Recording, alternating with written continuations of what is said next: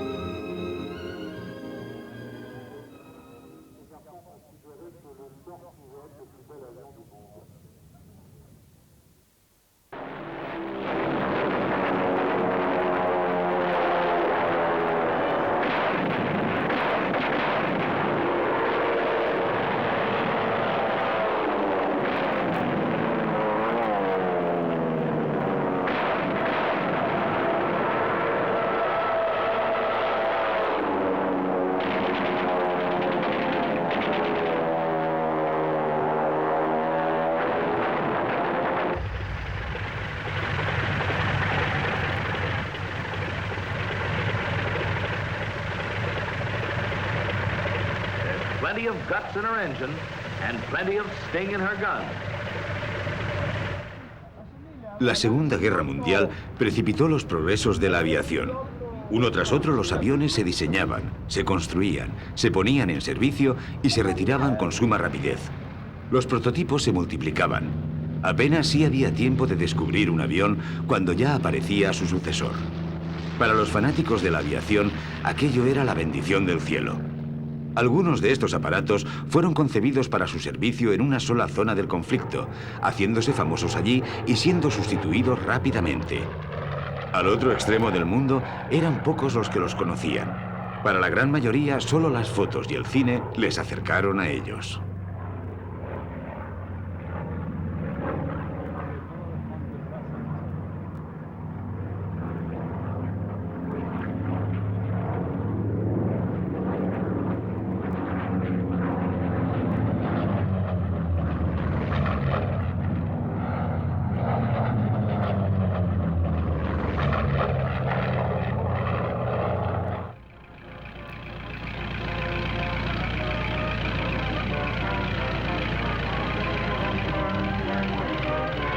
In, hull settling deep under bomb-laden wings. Landing gear disengaged. Wallowing out for the takeoff. Peeling away into the run, motors growling over the job of lifting too many men off the water. Too much gas, but she's up on the step.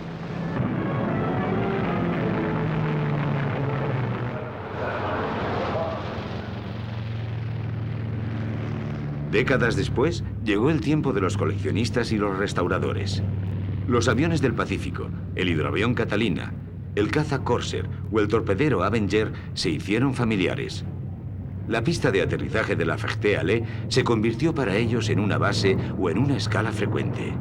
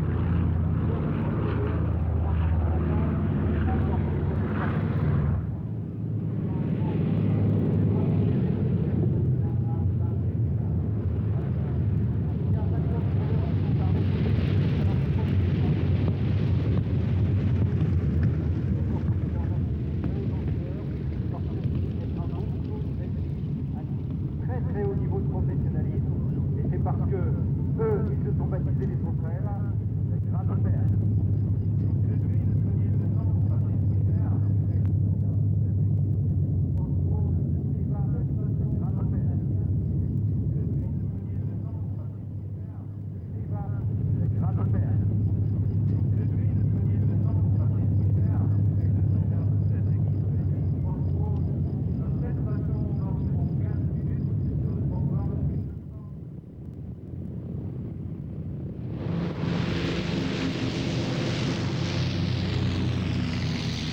El Grumman Tiger Cat, una muestra típica de estos efímeros aviones pensados para el Pacífico, de corta carrera y que jamás se vieron en Europa cuando estaban en servicio.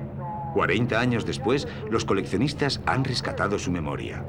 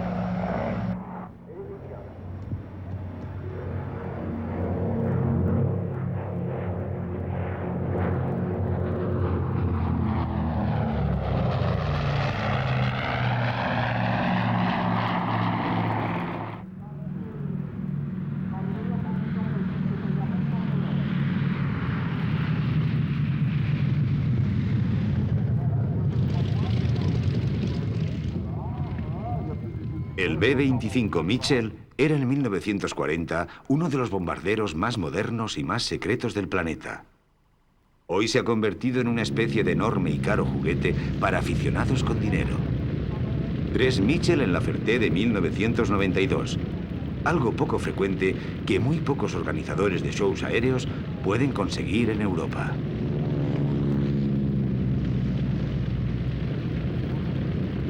Siempre hay muchos aviones en la Ferté, más de los que pueden volar durante el mitin. Los aparcamientos están llenos de aviones que no volarán hoy. Pero los propietarios de aviones antiguos quieren haber visitado al menos una vez las instalaciones de la asociación Jean Salis. Es una especie de peregrinaje obligado. ¿Qué es lo que explica tal pasión? Sin duda, el hecho de que Jean Salis, propietario de las instalaciones, crea un ambiente particular. Conserva el lugar tal y como era para que mantenga su armonía con la edad de los aeroplanos. Bajo su cielo, solo hay una larga franja de hierba y una manga veleta.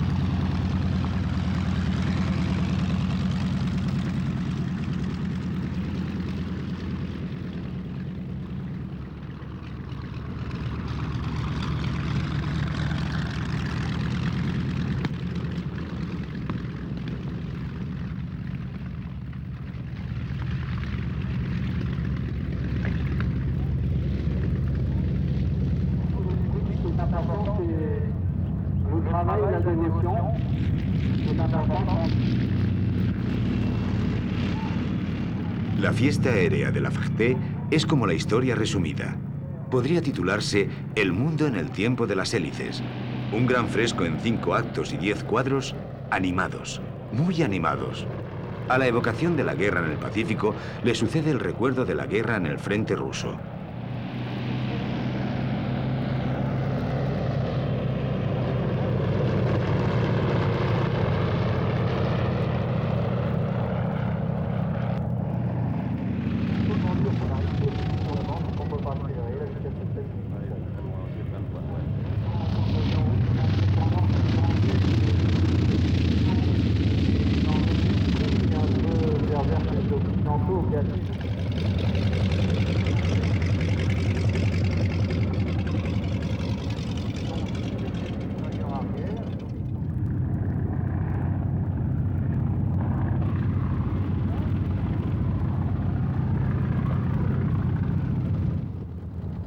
Lamentablemente, no queda hoy ningún ejemplar en condiciones de vuelo de las decenas de millares de aviones que utilizaron los defensores de la extinguida Unión Soviética durante la Segunda Guerra Mundial.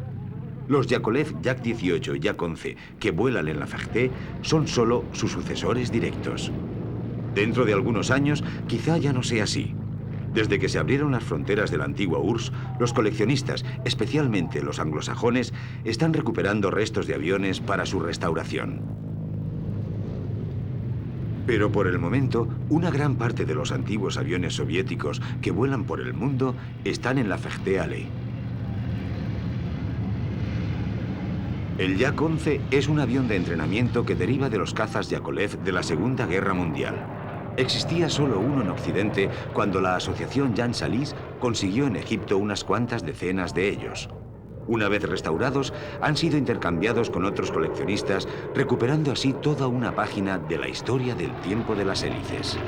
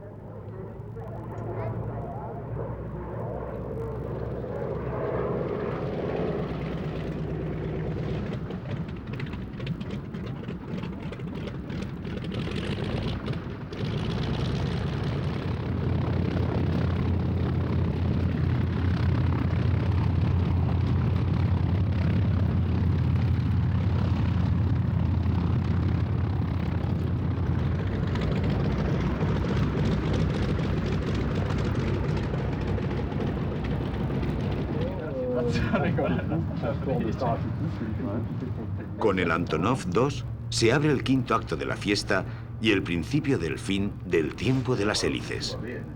A pesar de lo que su silueta pudiera hacer pensar, este enorme biplano no es realmente un avión muy antiguo. Se diseñó ya después de la Segunda Guerra Mundial. Se construía incluso en serie a principios de los 70.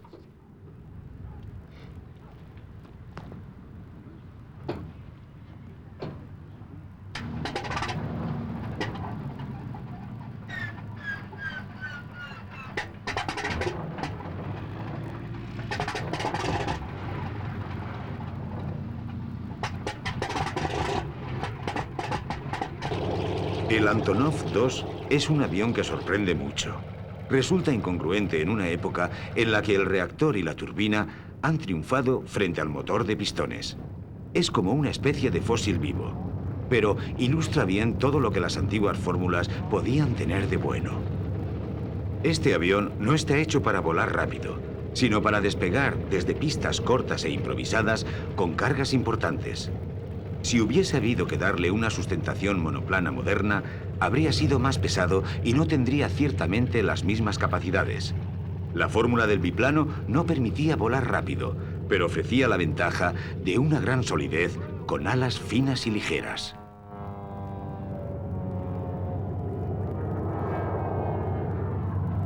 Delante de los dos Antonov II con base en La Ferté, otro biplano más pequeño, el Polikarpov PO-2. Este pequeño aparato de entrenamiento, poco potente y muy lento, concebido en los años 30 en la URSS, se ha convertido en uno de los aviones más construidos en el mundo y su vida activa ha durado más de 30 años. Fueron utilizados como aviones de hostigamiento por los comunistas durante la Guerra de Corea a principios de los años 50.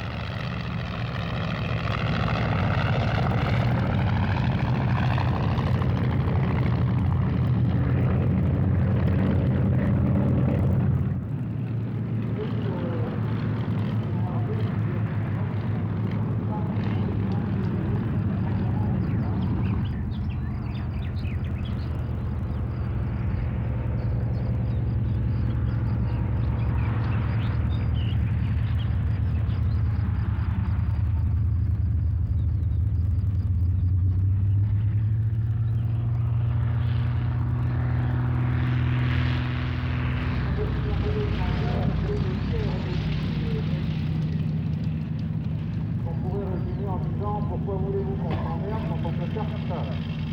Et donc, ils ont été...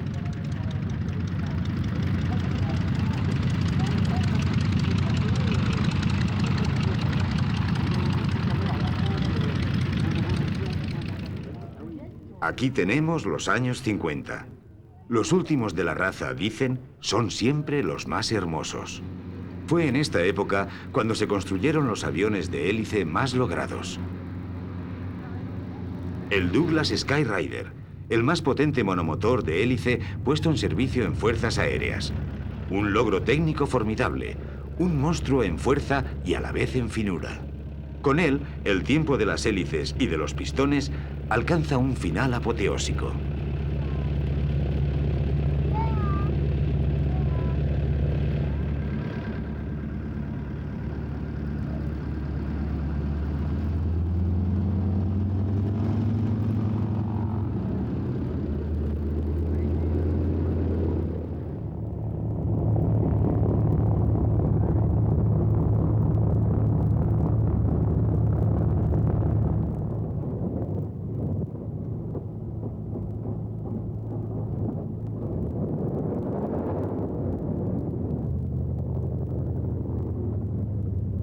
Es también en La Ferté-Alais donde se puede contemplar en vuelo la mayor formación de Skyrider.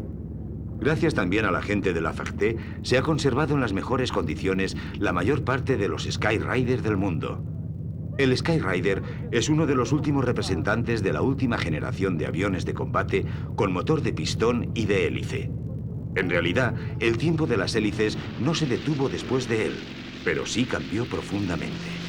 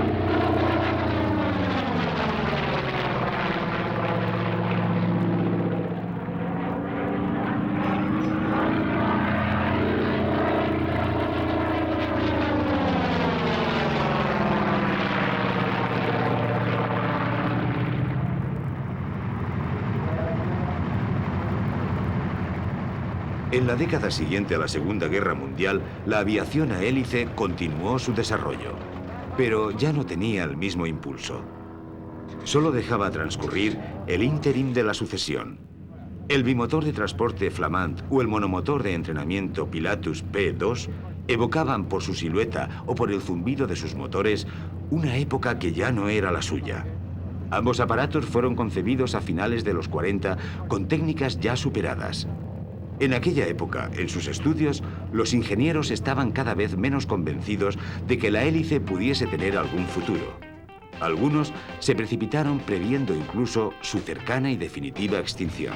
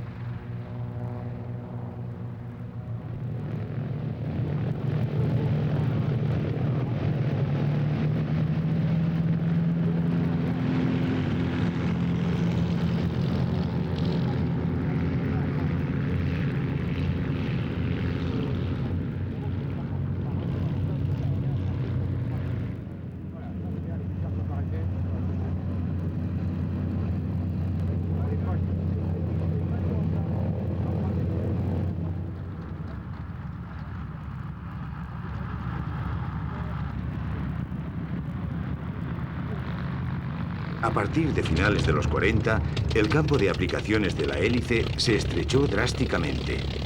Pero sigue habiendo cometidos en los que no tiene rival: la aviación ligera y la aviación de escuela.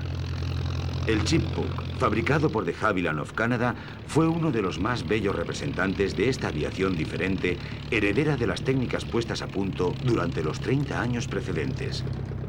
Es un avión cuyo aerodinamismo compensa en gran parte la relativa debilidad del motor. Con solo 140 caballos, era al menos tan capaz como los biplanos 2 veces más potentes de los años 30.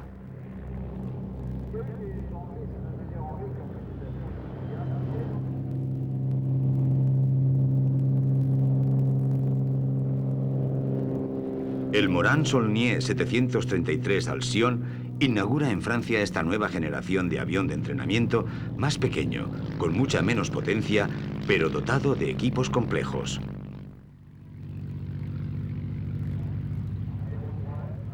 El Aero 3 jugó ese mismo papel en Yugoslavia, aunque en este caso la finura de su silueta compensaba mal la excesiva masa de su estructura.